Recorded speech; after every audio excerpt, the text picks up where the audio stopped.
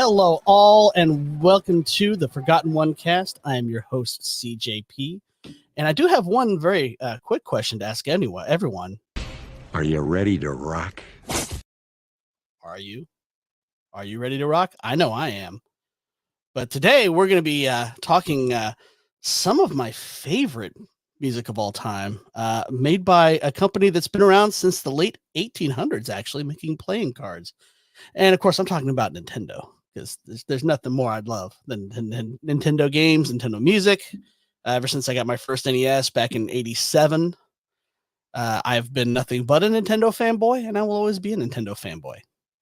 But to help me discuss this, I really wanted to bring on a couple of people that I've talked to before on other streams that are just fantastically funny, fantastically awesome.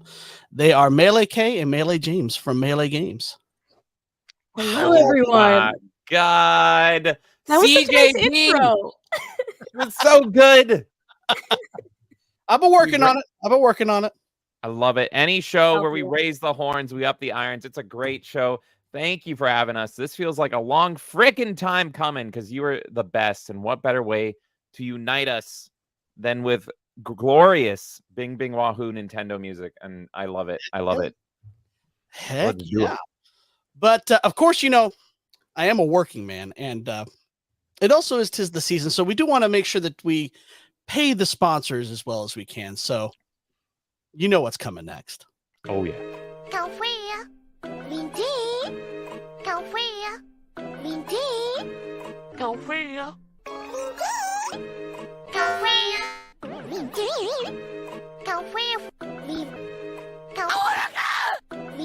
Nuts.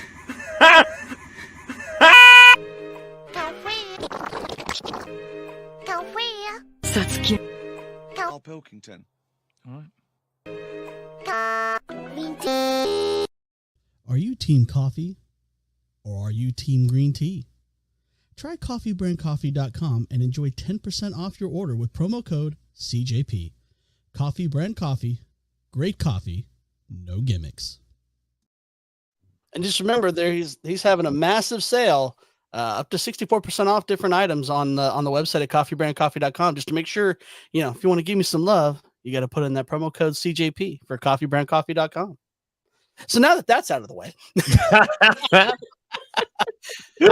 at first time I played it, someone in the chat was like, "Am I on drugs?" Yes. Yes. And every time you drink that coffee, you're going to feel like you're on those drugs. So that is perfect. That's a perfect feeling. Exactly. And of course, I want to, thank everyone here in the chat who's showed up. We've got lovely Triss. Wanted to feed you some Oreos. No. Oh, DJ Access Robo wants Oreos. No Robo, no Oreo. We don't want them. We don't want them. Oh, God. It's happening soon. It's happening real soon. I'm so stressed out about the Oreos. We got R21D. Hell yeah, I know that, man. How's it also going? Another music person you should talk to one day. Ooh, I love that. I love talking to anybody who makes music. That's amazing stuff. Amazing stuff. We got Mr. Insidious Bliss in the chat. Going? Master Tulsa, he's my bass player that I play with here locally. Nice. Mr. Jerry Crow with the sup, y'all. And Clinton House is in the house. How's it going, Clinton?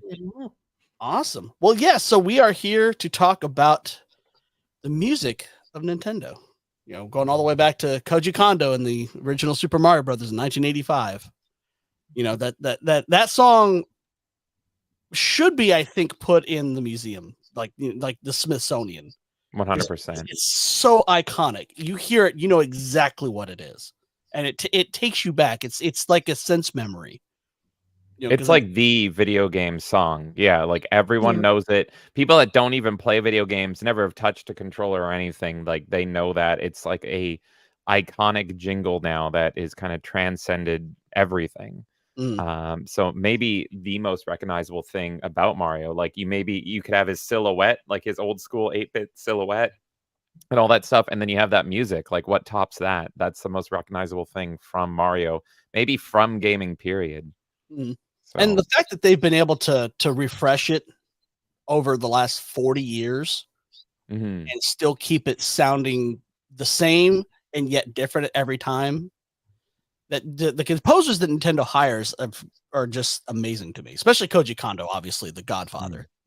You know, coming up with that theme, the Zelda theme, and all the music for that. That's just, it's such an ingrained part of my childhood that I can't separate the two. Yeah, and that's something that's really important about music for me is just kind of that connection to your youth and to your childhood. And so you were mentioning how they can make it fresh and everything. And you hear that jingle, you hear Mario music in newer games, and they still have like these very subtle callbacks to the past and everything. Maybe it'll be like a winter level, so they add some more kind of like Christmassy jingles to it and everything, or a summer level. And it's just like it all kind of has like its base, its core within like that original version, but then they can spread out from it. It's so simple and effective that you can spread out, but it still sounds the same. It's just, it's super freaking impressive. Yeah, honestly, for me, I mean, as soon as you said Nintendo music, right away I was like Zelda. Zelda is for me, the pinnacle, because not only can you recognize a Zelda song, but anytime an intro screen comes on, you hear that music, it sets you in the mood right away. And they incorporate music so well in Zelda games. I know people in the chat are going to laugh at me complimenting this game, but Ocarina of Time, iconic just for the fact that you have that ocarina, you play those songs, and you memorize those tunes. They stick with you. It's like an earworm. So I'm obviously Mario is really important to Nintendo music, but I feel like Zelda took it a step further with how they incorporated it into gameplay, and that has always stood out to me. Oh yeah, and that overworld theme, no matter what permutation I hear of it, I love it. I will never not listen to it, no matter what version of it that, all the way from the original Legend of Zelda to the version they did in Link to the Past, the Ocarina of Time, and just so on and so on. Even if they don't use it fully, you can still hear it. Because it's like with Breath of the Wild, there's the music in that is really sparse. It's very subtle. Yeah. But once you're inside Hyrule Castle and you hear the dark version of the Hyrule Castle theme from Link to the Past, and it just immediately transports you because you've heard that music before, but now it's all dark and eerie. So they're able to transform it, but still keep the core of what that song was, what that track was. What's weird for me was I played Ocarina super late because I was a PS1 kid, not an N64 kid. So I didn't play Ocarina. No. What? I had whatever. Tomatoes. Where's the tomatoes, everyone? I had so much more fun with Crash, whatever. So anyway. Well, excuse me, princess. Damn it, Link! I just downloaded that today and I'm like, oh, I've got to play that one. Damn it. Oh, that was perfect as well. So I didn't play Ocarina. I obviously knew about Ocarina. It's one of the biggest games ever. I knew all about it. I've heard it, seen it, smelled it. But I didn't play it until the 3DS version, actually, which was a great version to play. And that was the main thing was, okay, I didn't grow up with it. So I kind of hit me differently. Obviously, some things felt more dated to me and all that stuff. But my favorite part was the music. So if there was one thing that I walked away with from Ocarina of Time, I'm just like, God damn, this music is absolutely beautiful. Oh, whatever. The PS1 was freaking great. DJ delivers for me. This is a Nintendo show. It was a little antidote. It was a little antidote. Yeah, what did you bring up? Crash Bandicoot. Get out of here. Yeah. Wow. Great music. I can't even think of the Crash Bandicoot theme. I don't even remember what it was. Because I wasn't a PS1 kid. I was an N64 kid. So I didn't play Crash Bandicoot until the Insane trilogy came out on the Switch. Crash Bandicoot's soundtrack is pretty iconic as well. Like people know the main theme, some of the levels, but I would say the main theme. Yeah, the main theme is the one people know, but we're not talking about. I know. It was a little thing. It was a little thing. I just wanted to say that the Ocarina of Time music was super great, super iconic, and that's something I missed out on being a PS1 kid. Was the N64 had so many amazing soundtracks. See, there we go. Insidious Bliss is with me. Also, it's the best version of the freaking game. Missed the struggle of the boots in the Water Temple. Water Temple. Had to deal with that. Water Temple is the best temple if you play the 3DS version. No, because they fixed it. They fixed it like crazy. But yeah, anyway, the N64 had beautiful. I played Ocarina of Time when it came out because I remember getting it for Christmas that year and just played the Jesus out of it. Although I didn't play Majora's Mask until the 3DS version. Oh yeah. That Majora's Mask was actually a game I was jealous of as a kid. Like that game appealed to me because it was so messed up and sick, just like I was as a kid, and I still am. So I really wanted Majora's Mask so bad, and I was very jealous being a PS1 kid, and you guys got that. It was pretty much that and like No Mercy. But yeah, I'm trying to remember like Majora's Mask music, but I remember it's very ominous, very foreboding. It's warped It's very almost, Ocarina of Time, and I think yeah. like those two games they complement. That's why music is so important to Zelda games, right? Is I think it complements it so well. Is every time you hear the music in Majora's Mask, visually, yes, it looks darker, but you can still see similarities with Ocarina of Time. But the music equally sets that like sense of dread, and you feel and just everything in the sound design. Like, yes, you see the moon coming at you, but just the sound at the same time. It's so terrifying. So I think Majora's Mask is like the pinnacle of it as well. I think obviously it doesn't stand without Ocarina of Time, and you need that like version of it and that music in order for Majora's Mask to shine too, but they complement super well. Yeah. What's up, Static 2020? Hey, Static. What up, Static? For me though, honestly, my favorite Zelda soundtrack is A Link to the Past.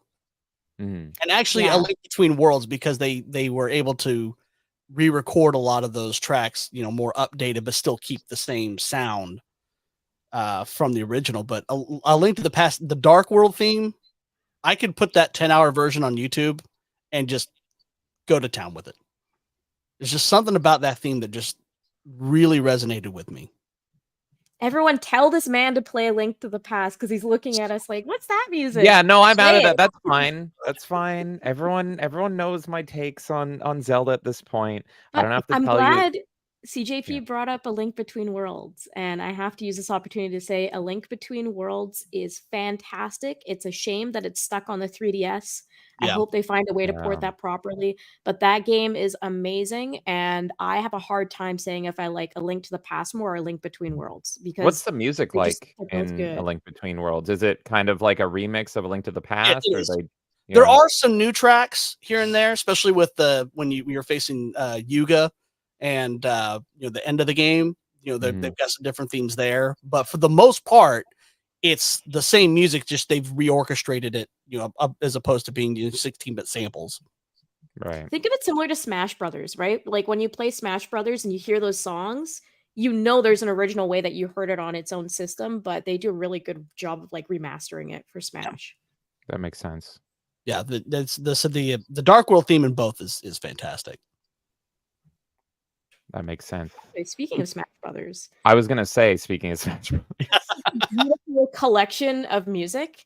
I find like when you do sound test rooms, those games I will always go into the sound test and listen to the music. There's just so much good, and I think that in itself is a love letter to how much Nintendo has done well with music. We own the Smash Brothers soundtrack because they know it's just such a great collection, and the fact that they all, I think, I can't remember if it's in the original Smash, that might be limiting, but I think every Smash since has had like you can just listen to the music because they know how appealing it is just to go like here you have the Donkey Kong music, you have the Mario music, you have the Kirby music, you have Pokemon music, you just have freaking everything in this beautiful collection. So that's one cool thing about Smash Brothers is not only is it a collection of all these game franchises, but it's also their music as well, all in one place. And just the way that music hits you. I feel like the music hits you before you actually realize that the level's hitting you, because you hear that opening track like from Donkey Kong and it's like, oh shit, I know what level we're playing on kind of thing. So you get the Donkey Kong cue, I get the Hyrule Castle cue. I'm a Melee person, so every time you go into Melee, you go into that stage and you hear the Hyrule music, I'm happy. The Donkey Kong one too. The temple theme, the temple level is the one my friends and I play the most often. Yes. And we have since Melee. I mean, every iteration of Smash, we keep playing that particular level. Yeah, it's amazing. Don't let me gush about Smash too much. I'll go off. That was always a popular level, and again, I was an Xbox kid at the time, but every time I went over to my friend's house, like tomatoes. Okay, look, we're not talking about Marty O'Donnell here. We're talking about Nintendo. So anyway, But anytime I'd go to like your house to play Smash, it was only Hyrule. It was only the temple and everything. That was the only level y'all played Yeah, on. because I couldn't 1v1 Final Destination you at that point. Now we do. Although, as it comes to the Smash Brothers theme itself, Melee's still the best. He'll debate you on that. I agree with you. Know what? Actually, yes, but I do think there's legitimacy to people saying Ultimate is the best theme. Ultimate's the best theme. So this was gonna be my card up my sleeve, even though I don't have any sleeves because I wanted to wear my Donkey Kong tank top for this.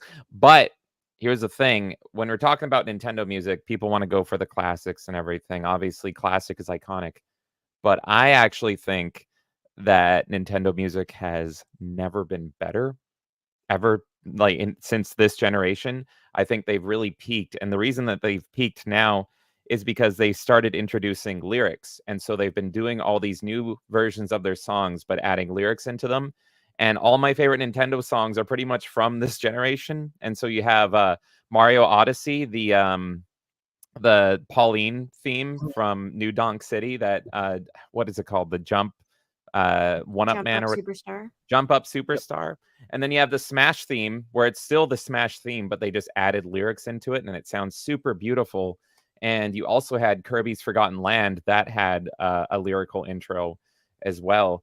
And I've just been loving it because I love Nintendo kind of exploring more and doing more stuff with lyrics. And that's something that I can just come back to and listen to again and again and again. And they've kind of made them iconic in that way as well. So I don't know how you guys feel about that, but I feel like the Switch has just been next level with Nintendo music for me. I don't think it's the peak of Nintendo music, but I think it's really refreshing, and it's much better than the direction Mario Wonder is going in, for example. Like, I think Odyssey has probably one of the best Mario songs there is with that. And even with Smash, I have a hard time. I'm debating in my brain. Like, I love Melee so much. Can I really say that it's hard to skip that intro? Theme? But it's a really good intro. It's tough. I think it is better, honestly. There we go. You come into That's my a big admission side, from me. the Switch side of the things. It's the only good thing about that game. We got a wild. That's not true. In the chat. What's up, Paul? What up, Paul? But I was trying to think, like, where did the lyrical Nintendo adventure start? And I think it was actually WarioWare because I was trying to think, like, what's the first time I heard Nintendo mix in lyrics? And I was thinking it was really the Ashley theme, which I love so much because of the crazy, like, evil-ish goth girl that they introduce, and they give her own, like, very stage-like musical number, and it's just incredible if you haven't heard it. So I think this whole lyrical rollout that they've been doing on the Switch, I think you can go all the way back to WarioWare with the Ashley theme, which if you guys haven't heard that, check that out. It is an absolute banger. The first one I heard was the DK rap. Oh yeah, that predates it. Don't care. I just don't want to know why his coconut gun fires in spurts. Oh God. Look, that's the actual lyric. I kid you not. His coconut gun can fire in spurts. If he shoots you, it's gonna hurt. So he recorded that rap while it was November, so he had a lot in his mind. Well, what's funny to me is the guy who composed that rap and the music for DK64 is the same guy that gave us the GoldenEye watch theme. Yes, Grant Kirkhope. I mean, that dichotomy between that much of a banger for a watch theme and then the DK rap. Yeah, and then also if we can extend it to rare games in the N64, look, as I said, Ashley. as I said, while I did an 11-hour stream on Andy and Lele, every character I love is named Ashley. You have Ashley Williams from Mass Effect. You have Ashley from WarioWare. You have new Ashley from Andy and Lele. And you also have Ash Williams from Evil Dead. So clearly, if I ever have a kid, boy or girl, they're getting named Ashley because I just love Ashleys. So anyway, but if we can extend our musical Nintendo talk over to Rare music, because they really were Nintendo. They were second-party Nintendo through Super Nintendo and then N64, and then unfortunately they got bought by Xbox. They were the kings of not only great games, but also great music as well. And not only Grant Kirkhope, but David Wise made my favorite video game soundtrack of all time, which is Donkey Kong Country. So absolutely love the music in Donkey Kong Country, and that was Rare, of course. And then you have Killer Instinct. It's just so good. And then Grant Kirkhope doing Banjo Kazooie. I feel like I should talk about all of these more, but it's just like I think about one and then I think about another and I think about another, and it's just like, and it's dear Lord. Grant Kirkhope is still working because he just did music for Mario and Rabbids, the new version. Oh, really? Oh, I Didn't have know to that. listen to that and see if it's any good. I'm gonna write that down. I can't remember So the name can of we- it. It's Mario plus Rabbids, and there's a subtitle to it because there was the Mario Rabbids first game on Switch. It's and not then the they came out Kingdom with- one. It's the other one, right? I tried it and it was really rough. I can say that much. I'm not really one for mixing XCOM with Mario. That's just weird to me. I liked the first game, but the second one, I was trying to walk through the world and it was stuttering, and I was like, I can't play this. Like this has got like Ubisoft like lack of polish. I'm Mm. out. I just hate was the gonna- Rabbids.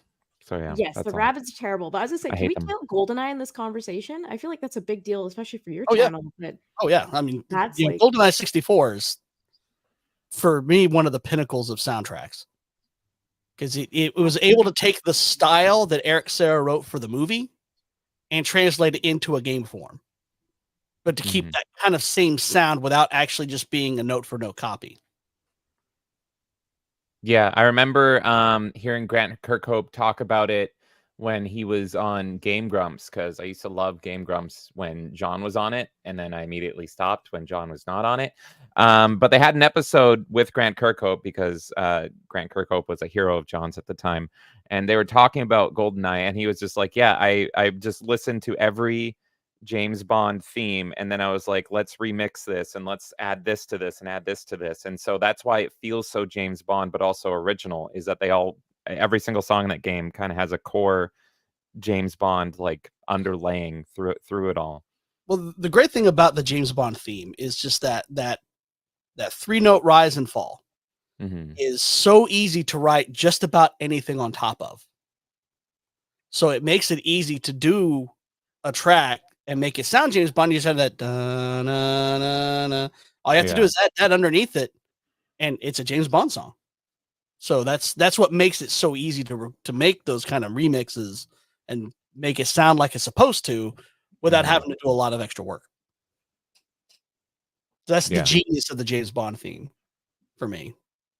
Yeah, no, that makes a lot of sense. And like I've said, I love your James Bond stuff as well. That helps me a lot when I'm at the gym and I need to the feel, Castlevania mix. yeah. with James Anytime I Bond, need to feel beautiful. good and sexy about myself at the gym, I throw on CJP and it's a great time. Well, and I'm about 2/3 of the way through Castlevania 3 Dracula's Curse. Nice. So I've got that one. That one's in the hopper. So I've got quite a bit of that one done. It's just there was a lot more music to that one than there was the first two combined. Mm-hmm. Once they figured out how to program for the NES and be able to use those 4 channels, and then they added the noise channel. So, and that's one thing with those early Nintendo games that just amazed me is how much they were able to compose with really only 4 channels to work with. Mm-hmm. You really just had a melody, a counter melody, bass, and then maybe noise for drums or another melody. That's all you had. And it also kind of ties into, like, I love talking about how kind of limitations can allow creativity to flourish. Did I send it to you extra? That might be what it's called.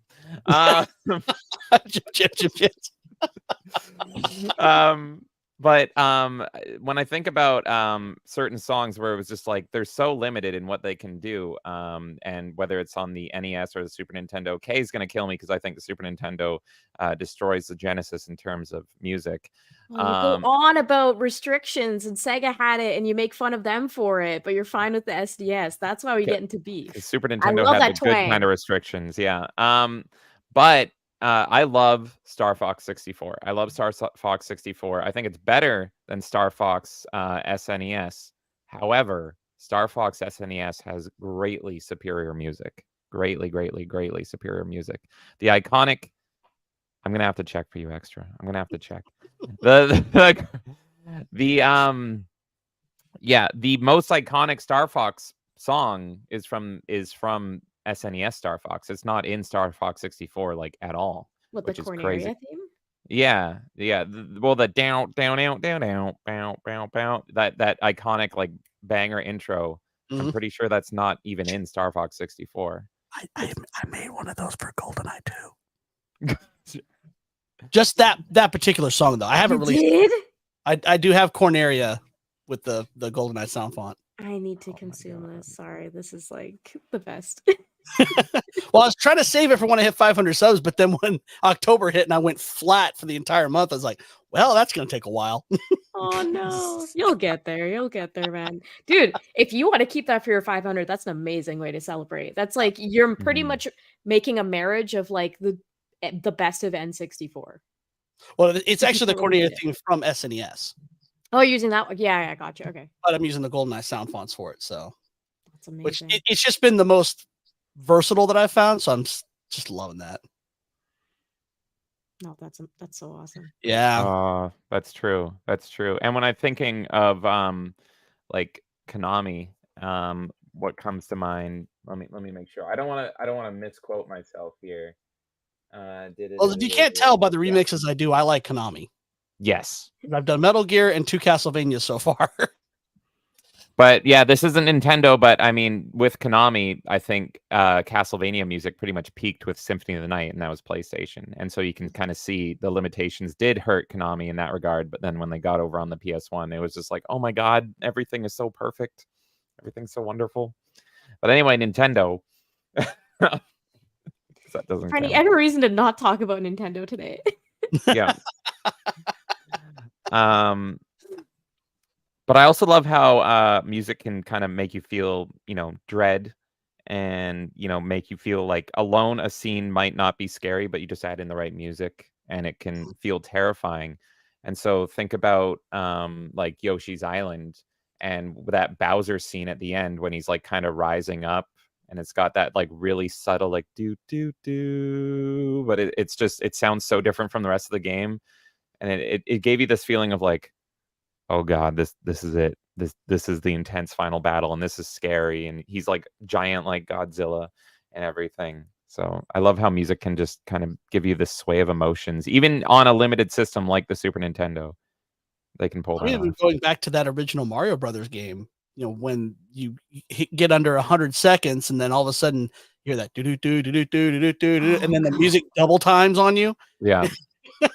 I have anxiety as an adult because of that. God damn it. Exactly. It's like how many people have gotten undiagnosed anxiety just from that one simple thing?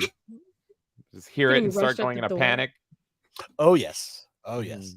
But bringing up Bowser music is interesting because Bowser's music has transformed so much throughout time too, and it's kind of cool how his character blends so well with so many different themes. Like, for example, during our award show, the song that we were using in between sets was a Bowser theme.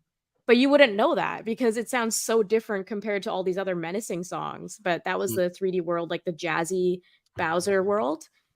It's so good. I love the 3D world track. It's the 3D world music is just incredible because it's all got this like just beautiful jazzy score throughout it all, and it's just a fun soundtrack start to finish that you can just listen to, and I love that game. That is an underrated Mario game in my opinion. Well, for my kids, the one they always made me play the most was actually for the first Mario Galaxy. Oh, yes, yeah. Because that was really the first time that Nintendo used an orchestral background for Mario. Like an actual one, not a sampled one. Yeah, and I hear it like thinking about it. Galaxy's music to me feels like very almost Disney-esque, like full feature Disney. It's very whimsical, very fluttery, and it's very different from what's come before. And I think that was very intentional. And I love that. I love how every Mario game kind of has its own theme. So I love 3D World, but it's got a very like snappy, jazzy, kind of groovy feel. And then you have Galaxy, which is like this orchestral Disney feel and everything. So no, that is like super you have cool. Wonder that just goes pop, pop, pop. Oh, sorry, go ahead. No, I'm just saying. And then you have Wonder that's like the contrast of all of it, and it's just awful. Yeah, that's just mine. I haven't played Wonder yet. I need to play that one. But Kay is not a fan for sure. It's mixed for me. And the music, honestly, the audio is the worst part of Wonder. If you want to play Wonder, you might put it on silent and feel better. Like it's actually better with it. That's the first Mario game I've ever felt that way, where I'm like, I don't want to hear the audio in this game. I Just think it's more an insane. issue for not so much the music. I'm trying to remember. The music's not very memorable in Wonder. I can't even think of a track, but it's the voice acting that I find grating across all the characters because they're very try-hardy. But Well, yeah, it's not Martinet, so it's not Martinet, and Yeah. it's super grating to me. And then also the flowers talk to you nonstop, and you can't really turn them off. And yeah, they're a freaking nightmare. Also, one of my Sounds favorite Mario tracks, although I have to go back to Sunshine and Delfino Ooh, Plaza, yes, I love Sunshine soundtrack so much. because it really gives you that beach feel. They Yeah. were, Yes. kind of give you that surf and turf almost kind of sound. But and of course, even just the subtle difference of when you have Yoshi, they add the bongos.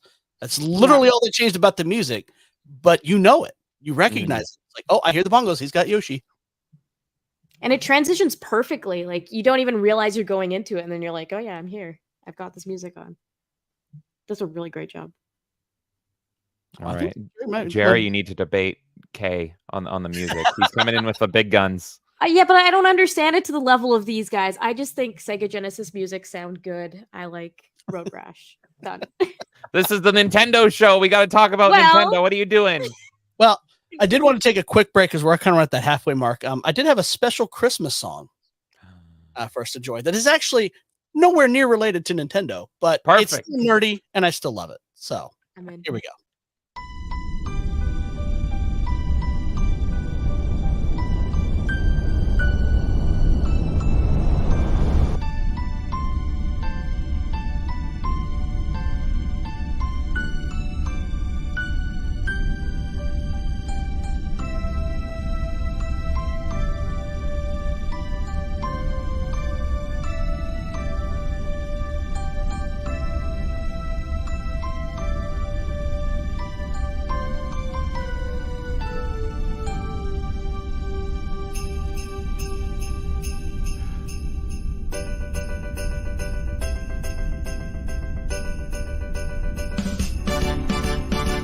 Watch out. You better not cry. You better not pout. I am telling you why. Shaka, when the walls fell.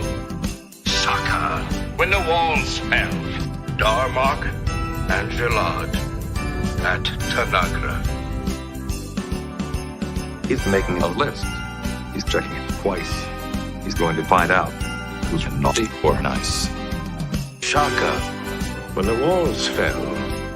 Shaka, when the walls fell. Darmok and Gelad At Tanagra.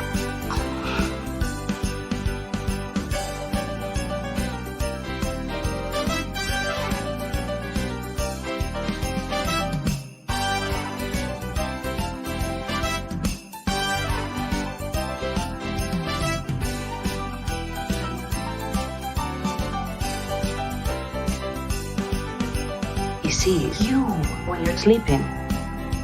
He knows when you are awake.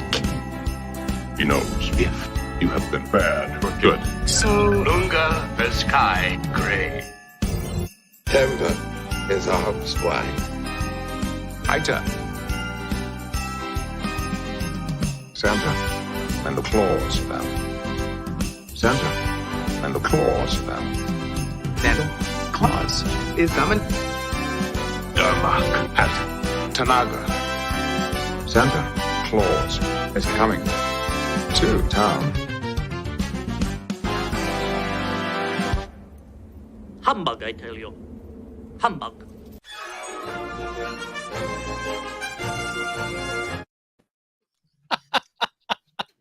I just love that. I love when they do those pulling words from different episodes to make a song out of it.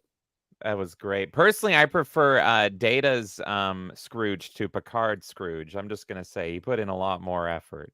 Well, yeah. If I can pick. So yeah. Well, he tried really hard.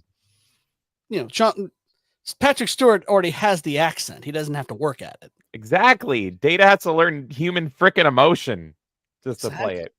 Yeah. But I saw that and was like, well, it's getting close to Christmas. I got to play a Christmas tune. Hell Just yeah. can't not, I loved it.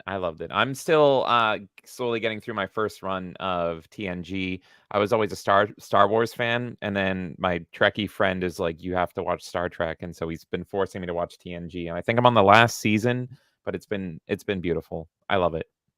Yeah, really, that run between 3 and part of 7 is fantastic. Some of the best sci-fi out there. Mm-hmm. But I'm the weird outlier. I was a Babylon 5 guy. Oh, I've never seen Babylon 5. It's hard to watch now because the CGI is a bit dated. I mean, okay. it came out in 94. So, it was like the very early days of TV being able to use CGI, but the story is fantastic. Because it actually has a definitive beginning, middle, and end. Okay. It was I might written have for to 5 watch years, this. and they did 5 years. Some of the movies, take it or leave it. The spinoff I was liking until they shit canned it after 13 episodes. Interesting. Okay. But the spinoff had Gary Cole in it, and I'm always going to watch something with Gary Cole in it. If you don't remember who he is, he's Lumbergh in Office Space. Oh, okay. Yeah. Well, I'll watch anything, but it is definitely the worst time for CGI, that early 90s CGI, after they ditched the glory of 80s practical effects. But I'll watch anything once, and if I have to watch it twice, maybe I'll watch it drunk. And So you have to remember, because it was competing against Deep Space Nine, and they had about 1/8 of the budget per episode. That's right. They were very, very frugal on sets, and but their costuming and makeup was fantastic for what budget they had. Like, they had like full face coverings for aliens. Do you own a Resurrect Babylon 5 website? You're really selling me on Babylon 5 right now. I think you're on the inside, CJV. No, listen, I again, royalties. Here's how long I watched the pilot, and then I remember when it got announced it was going to be shown on Fox here locally, and somehow, for some reason, they were giving away 3/4-inch floppies that had like dossier information on the first season characters, and I still have that somewhere. Somewhere. Is that needs to be a future stream, the hunt for the floppies, and that can be taken multiple ways. No, I just have to look down for that. No. Sorry. Oh, it's fine. That's fine. You bring me on, penis jokes will happen. It's inevitable. Ooh, divisive. Well, I know that new Peach game actually looks pretty fun. The game looks great. That's probably out of everything announced for next year, there's probably going to be something that sneaks up and surprises me. But out of everything I know about for next year, that's the game I'm looking forward to the most, because I've always loved Princess Peach. I like the original Princess Peach game on the DS. I freaking love that game. So I would love a port of that. I know what he's talking about, though, is the song Peaches from the Mario movie. But what is funny to me is, and I don't know if a lot of people caught this, it is the same exact chord progression as Never Gonna Give You Up. Is it? Actually, oh my god, that's your so ears. Much. You can actually, like, there's a nice break in Never Gonna Give You Up. You can actually sing the verse and chorus of Peaches, and it fits perfectly. Oh my god, this is why you're the music master. Good lord. Yeah, but I thought that. Yeah, well, me and Kay are definitely. That chord progression is actually one that they use a lot in Japan, and I didn't know it until I watched a video on it, and it was so funny because, like, holy shit, I've been getting rickrolled for the last 30 years. I didn't know it. It's like Zoolander brainwashing. You hear Rick roll, and suddenly you want to go shoot somebody. Yeah, it's like I've been getting rickrolled by the entire country for most of my life. What the fuck? This is Japan's revenge. But yeah, no, on the Peaches song, we're definitely divided.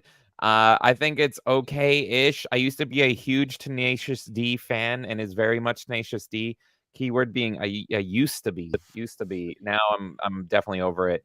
Whereas Kay found it just absolutely insufferable and hated it. And it was very grating to me. The only thing that was worse for me was the Donkey Kong casting. Yes, but that was the worst part of the whole thing. I think Jack Black did an awesome job as Bowser. Yeah, he didn't try to sound like Jack Black. Seth Rogen is so lazy. He's like, I'm never going to try. I'm just going to be Seth Rogen in anything I'm in. Yeah, but he admitted to Jack that Black, as well. though, you're still hearing Jack Black. True, but it's not as blatantly obvious. I hated everyone giving Chris Pratt shit when he actually put in like the hardest work to try to like give it character and everything, and then you have everyone else that's just them.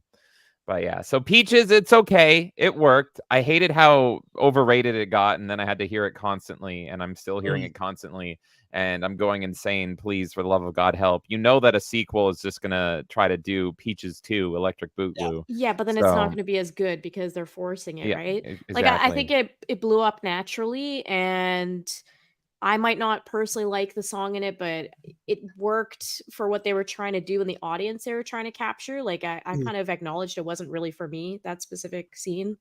But I think, James, you were saying this with, like, being a Tenacious D fan. It was kind of like your sequel, right? Like, it was a bigger deal to you. Well, it was just I could very much hear the Tenacious D in it, and like I saw them so many times and was obsessed with Jack Black. Look, we all have regrets, and it was just very much like Jack Black's like style of writing and musical delivery and all that stuff. So it was kind of like you ever experience something which might be new to somebody, but then it feels like you've heard it 100,000 times. Similar, like you said with the Rick Astley thing, but for me it was on a Jack Black level. I'm just like, oh yeah, here it is. Here's how he does his performance and everything. Please make it end. So that was kind of my feeling of like, if I was 15, I would have freaking loved this. But now at age 86, I'm going insane. Well, that's the one thing about the Mario movie I really did like is they had a typical kind of movie orchestral soundtrack, but the way they sprinkled in the iconic music that you were expecting was really well done. Because it wasn't like they were overplaying the nostalgia music; they were piecing it where it should be. Yes, like the subtleness when they're in the sewers going down to the pipe for the first time, and you hear the subtle underground theme from the first Mario game. Like, it's not blatantly dun, dun, dun, dun, dun, dun. It's really quiet. It's in the background. Yeah, and they were doing that throughout the movie. Like, I love those kind of subtle references. Like, I think when Yoshi was on screen, they did like the Yoshi's theme and all that stuff. And I think there was even like a little galaxy nod, I believe. So Clinton, exactly. This is part of my problem with it. It's literally the Baby Shark of Mario stuff now. And again, the Jack Black issue for me, but yeah. I can't imagine having kids and then you'd have to hear that played like every hour on the hour, because that's how kids are with music, is they don't get sick of things as I do as a bitter old man, and so they'll just listen to it again and again and again and again. And it's like, dear Lord. That's why I forced my kids to listen to 80s music when they were young. There you go. Oh, exactly. Smart man. smart man. Like my daughter told me the other day, it's like, my friends are looking at my Spotify playlist, and I'm like, what is all this old stuff on here? It's like, oh, my dad showed me that, and I like it. Oh, okay. That's the right way. Is you narrow their worldview into the good stuff. You shipped out the quantity and you just focus in on the quality. Exactly. There you go. I did the work of living for you. Now you get to live the good life. They'll grow to resent it anyways. So, of course, one franchise we haven't talked about, Metroid. I wanted to mention that. Yes, and talking about subtlety and horror and dread. There's nothing better than Metroid. And I mean, the peak of it is the Super Metroid title sequence, where it's just very quiet and it's just these few stings and it just pans over, and then the breathing sets in, the title comes in, and that's when you hear the Metroid theme played in that very dark, ominous, horrific sort of way. And so that was the peak for me with Metroid music, was literally the title screen of that perfect Metroid game. No, I do love Super Metroid, although I'm a huge fan of Prime. Yeah, and I played that for the first time this year with the remake, and it was great. So good on the music on that one, and I'm just trying to figure out, why are they taking so long with Metroid Prime 4? I mean, like 7 years ago now. Yeah, so they actually were working on it, and then, I mean, it's Nintendo, so it's hard to get all the facts, but from what I could see, it looked like they actually completely scrapped it. So Nintendo wasn't happy with what the team had made up to a certain point, and they burned it down, and they're like, restart. And they're like, really? Are you serious? Yes, we're Nintendo. And so that's why it's taking so long, is that we're, knock on wood, entering a Duke Nukem Forever scenario where we had a game that no one ever saw, and then they burned it down. They're like, not good enough. You have to do everything all over again. This isn't what we want. So think of it as more so, now we're waiting for Metroid Prime 5. We had 4. It's dead. Now we're getting a new game. so I'm sorry. And I think that's part of why they made Remastered. And I'm actually hoping, because Remastered was so good. I don't know if you got a chance to play it. It was, oh God, it was great. So I'm hoping that they actually do the same treatment to 2 and 3. Now, I haven't played 2 and 3, but you're telling me it was Namco Bandai that was working on that, and I'll never get to see that? No. Yeah, That's and I think tragic he was right. They scrapped it so Retro could actually take it over. It should have been Retros the entire time, but I'm a big Namco Bandai person, so I would have played the shit out of that. I've been so happy. Yeah. Oh, yeah, that makes sense. Yeah. I'm glad they are working together, because Namco's got a lot of iconic IPs as well. So it's nice to see them working together well. Mm-hmm. I always like when they do those kind of collaborations. Those make me happy. Yeah, absolutely. Fighting is bad. I lived through the console wars of the 90s. Damn it. Yeah, but those console wars were good. I liked those console wars. Nowadays, everyone is just getting emotional over like big companies in a different way, where they're like personally attacking people, and it's whatever. I don't care if you do that, but it's like console wars just used to be like, yeah, my Sega's better, yeah, my Nintendo's better, whatever. Like, it's a weird way of fighting now, and it's like they're both awful. Just stop. My only problem is Metroid's kind of hard to do in any kind of live action or even animated form, because there's really no story for the fact that she's exploring almost all the time. Well, I think Super Metroid has an amazing story, but it has to be done very specifically. And so actually, I think the way to go about it would be to do kind of a almost M-rated adult themed anime, and have like, you need to keep her silent, and you need to keep her kind of on her own and everything, at least for the start. I'm a huge Fusion fan, so you can bring in Adam. Fusion is really good because they told the story through her thoughts. Yeah, and then also the fucking robot that's talking to her and is like, hey, don't go there. That's a terrible idea. There's this crazy not you chasing you. But yeah. Jerry knows. Jerry with his Bane impression. I was born around the time of the first console wars, when it was Atari, ColecoVision, Coleco and Intellivision. Oh, nice. So, you know. And then everything died because of ET. ET was kind of really just the feather on the back of the camel that broke it. It was already ready to collapse at that point, because there was so much shovelware on the Atari. Oh yeah, because anything. That's why I can understand why Nintendo was so tight-fisted in the NES days on saying you can only make 3 games a year, because they didn't want just the glut that the Atari ended up with. And talking about great video game music, what about Custer's Revenge on Atari? I mean, if there's any audio that sticks with you, it's yeah. But no, I agree. For Samus, you'd have to keep her very silent and not have Brie Larson play her. And it's so easy to ruin it. I mean, look at the backlash at Other M, which isn't even a terrible game. It's just a terrible Metroid game. But if you actually just ignore the plot and play it for the gameplay, it's like, this is kind of fun. But then you get into how they're just destroying her character, and it's like, oh yes, that's why everyone hates it. That makes sense.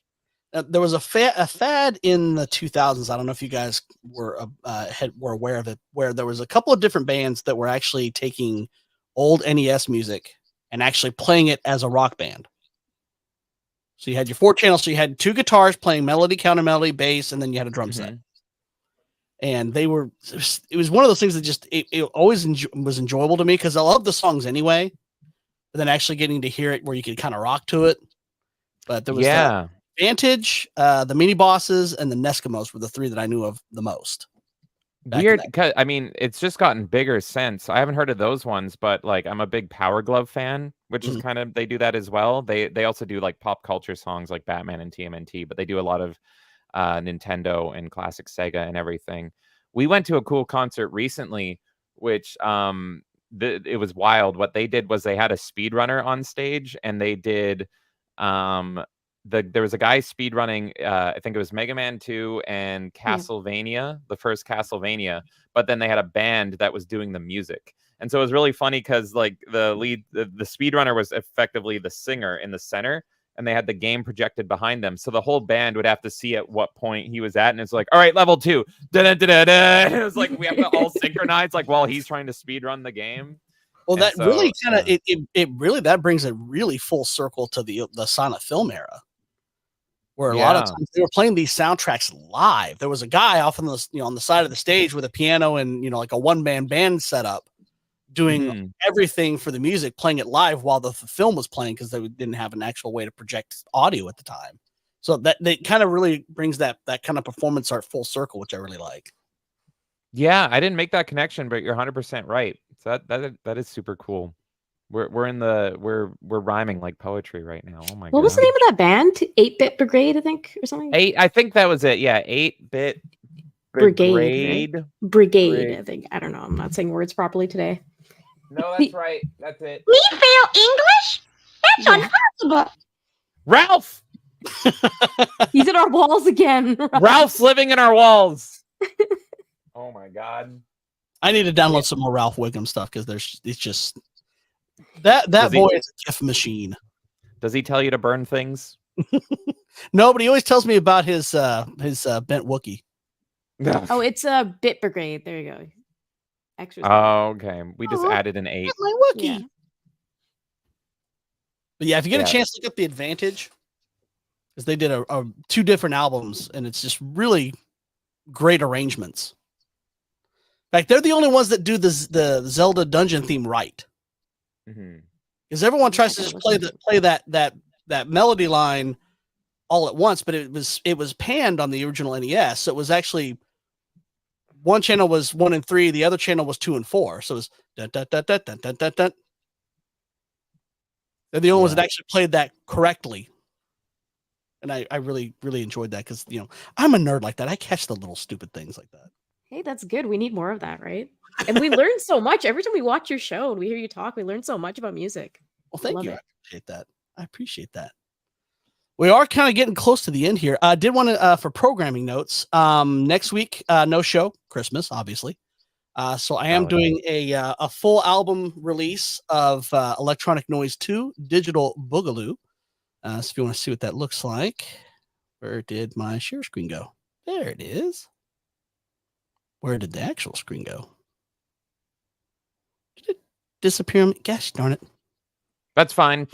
Quickly, Earthbound, good music. Pokemon, good music. Birdo, Big Mouth, not good music. Hey, Super Mario 2 is great music. That's true. Pikmin, kind of good music. Yeah, Pikmin's kind of one of those weird ones where there's a few good tracks here and there, but some of it's kind of just a little weird. Yeah, it's creepy. It's weird. It's what it does what it's supposed to do. Yep. Animal Crossing, KK Slider. Yes. Yeah. Oh my. We didn't even get to talk about KK Slider. Literal musician. There's literal channels on YouTube dedicated to KK Slider themed music. Like you can just listen to it because anyone can make KK Slider music, which is just crazy. But yeah, so next Thursday at 7 will be the album release. I'm waiting for some confirmation back, but my first Electronic Noise album is now live on Spotify and should be added to iTunes and Tidal here in the next few days. And then once I do the YouTube release, I'll do the release of the second album on those platforms as well. So I'm going to be everywhere. I love it. All over the place. I get to listen to you even harder at the gym now because that's usually what I have on is Spotify. So I'm in all CJP all day, every day. There you go. All right. Well, I did want to let you guys, what do you want to plug for your channels? Where can people find you? What do you guys do? We do things. Kay, do you want me to? Do you want to? What do you want? You can do your sweet little cell and talk about incest and all those great things. Oh, good. Hey, what? Hey, everybody. We are Melee Games. We do all things video games. We do a whole bunch of stuff like play incest horror games for 11 hours straight on stream, and I'm still recovering from it. What do we got coming up? Well, we got all sorts of stuff coming up. In very shortly, just after this stream, you can find our channel, and we're going to be going live with a Melee Madness podcast. We're going to be talking all things Steam sale. So we're going to be diving into that Steam winter sale and telling you what to buy, what not to buy, all that good stuff.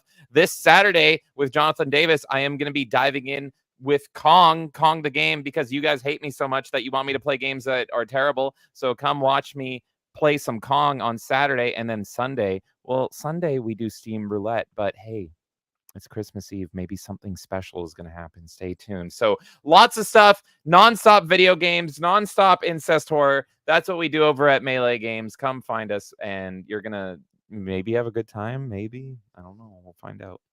We can't promise people that. Come on. No. You're in for an experience. You're in for a time. How about that? You're in for a time. And just remember, all the links for their multiple channels where you can find them is down in the description. Of course, you can follow me there, like and subscribe. Like the video, make a comment after the video goes, because that helps run the algorithm a bit. But other than that, I really wanted to thank you both for coming on. This has been an absolute blast. You guys are so fun to stream with. And it made it a nice festive show. So I enjoy that. I love it. I love getting strangled by Christmas lights. You made my night, CJP. Didn't even have to give you my safety word. I love it. Nope. But just remember what I always say.